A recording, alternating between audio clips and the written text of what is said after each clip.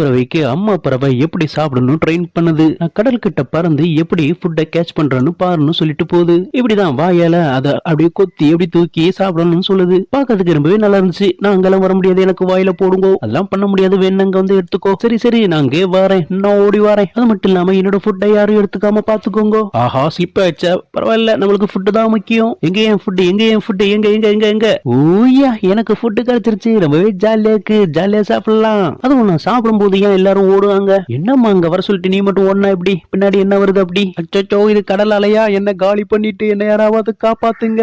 அடிச்ச அலையில ரொம்பவே பயந்து அதோட இடத்துல உட்கார்ந்துட்டு வர மாட்டேன், என்ன கூப்பிடாதீங்கன்னு ஒளியுது. நீ எங்க போனாலும் உன்ன விடுறதல்ல, வா வா ஓடி வா. என்னமா நீங்க கடல் அலை அங்க இருக்குன்னு சொல்லல என்கிட்ட, நான் வரல போங்க. நான் இங்கே இருக்க, ஃபுட்டை உருட்டி விடுங்க, அதெல்லாம் முடியாது போ. என்னோட பசியில எனக்கு வயிறெல்லாம் சவுண்டே கேக்கு, வேற வழியே இல்ல, கடலுக்கு போய் தான் ஆகணும். ஆமா அந்த கடல் எங்க இருக்கு எங்க இருக்கு எங்க இருக்கு எங்க இருக்கு? இன்னும் இருக்கு, ஓடிடுவோம். முத வாட்டி எட்டி பார்ப்போம்.